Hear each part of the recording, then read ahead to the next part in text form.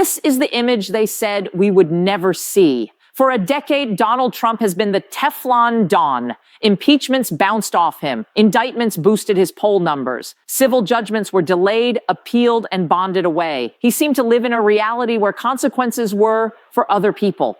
But this morning, Saturday, January 24th, 2026, the Teflon just melted.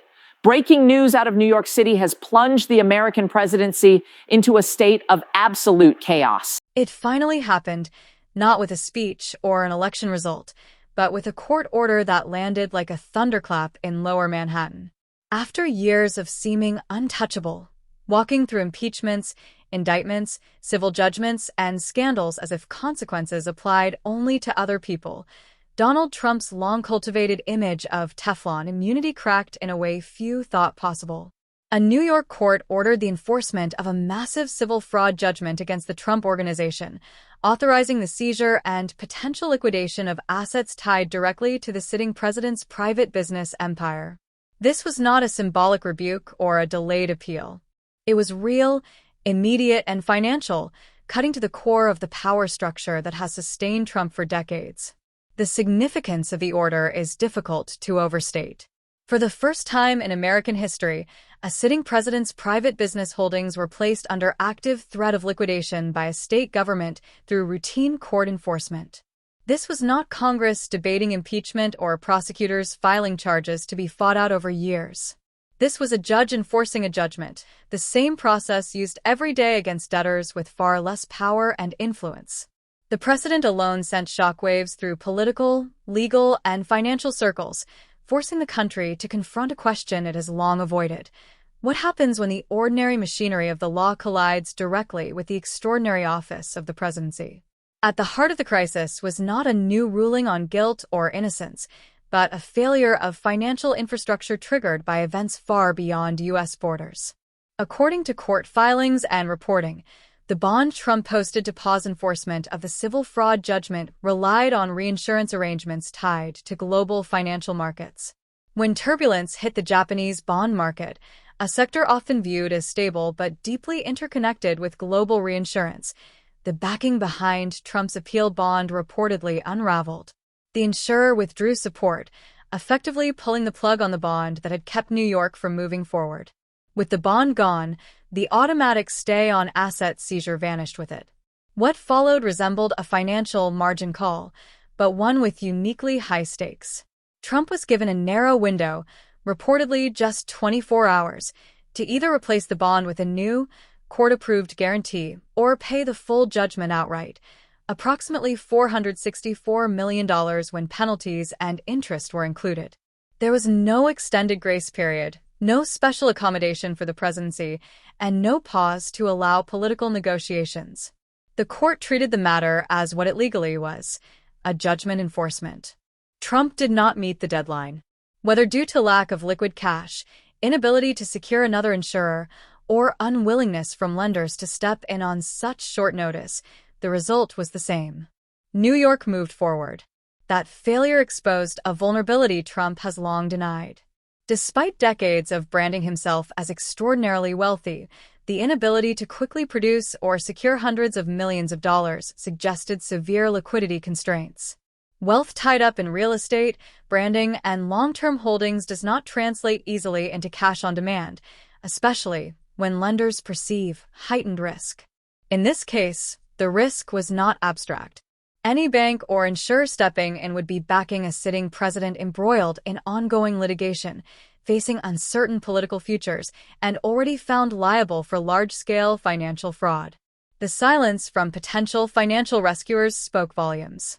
With enforcement authorized, New York's focus shifted to assets that were both valuable and practical to seize. Among the primary targets were cash-generating and highly symbolic properties. 40 Wall Street, a towering Art Deco skyscraper in the heart of the financial district, commercial portions of Trump Tower, including retail and office spaces that produce steady rental income, the Seven Springs estate in Westchester County, and Trump Organization bank accounts that could be frozen or drained to satisfy the judgment.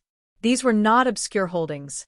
They were pillars of the Trump brand, properties used for decades to signal wealth, influence, and permanence. The enforcement process introduced another extraordinary possibility: the appointment of a court-ordered receiver. If installed, a receiver would assume operational control over the targeted assets. That authority could include collecting rents, managing properties, firing or replacing Trump Organization executives, and ultimately selling assets to satisfy the judgment. In practical terms, Trump could be reduced to a paper owner, retaining nominal title while losing all real control. For a man whose identity and political appeal are deeply tied to the image of command and dominance, the symbolism of such a takeover would be devastating. The situation quickly escalated from a financial crisis into something approaching a constitutional dilemma. Trump Tower, one of the assets potentially implicated in enforcement actions, also serves as the president's personal residence when he is in New York. That reality raised unprecedented questions. How would state authorities enforce asset seizures at a location protected by the Secret Service? What happens if a court-appointed receiver needs access to spaces secured for presidential safety? Could state officials compel changes that federal security agencies oppose? No clear roadmap exists for resolving such conflicts because the scenario itself has no historical parallel. Inside the White House, the pressure reportedly intensified. Trump is said to have demanded intervention from the Department of Justice and even hinted at the need for Supreme Court involvement. His argument, according to people familiar with the discussions, rests on a sweeping and untested theory that enforcing a civil judgment against a sitting president's private assets interferes with the functioning of the executive branch and therefore violates constitutional principles. Legal experts across the spectrum have expressed skepticism, noting that the judgment concerns conduct predating the presidency and targets private business interests, not official acts.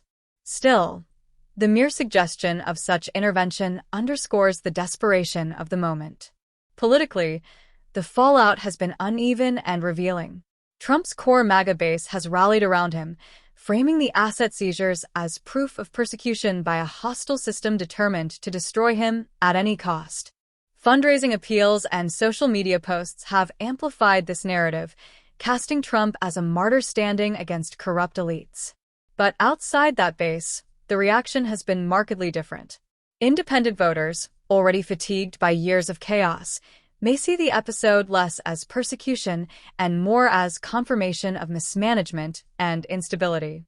Major donors and institutional allies, who value predictability above all else, are reportedly reassessing their support in light of the financial and legal disarray.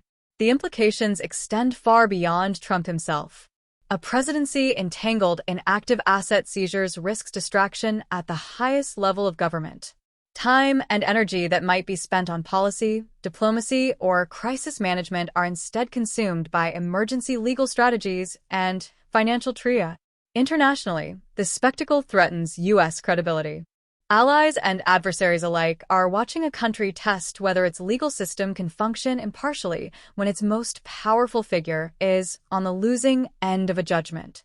Markets, too, are paying attention, particularly if forced asset sales trigger defaults, cross-collateral failures, or broader financial ripple effects. At its core, this moment represents a stress test for American democracy. For decades, critics have argued that wealth and power insulate elites from accountability. Supporters of Trump often claimed he proved that theory wrong by surviving relentless scrutiny. Now, the question has flipped. Can the system enforce the law even when doing so destabilizes the presidency itself? The answer is unfolding in real time through court filings, enforcement actions, and political reactions that no one can fully control. What is undeniable is that the era of assumed immunity has ended. The machinery of the law, slow and often frustrating, has finally reached a point where it demands payment, not promises or appeals. Whether this crisis ultimately reshapes the presidency, accelerates political realignment, or simply deepens existing divisions, it marks a turning point that will be studied for generations.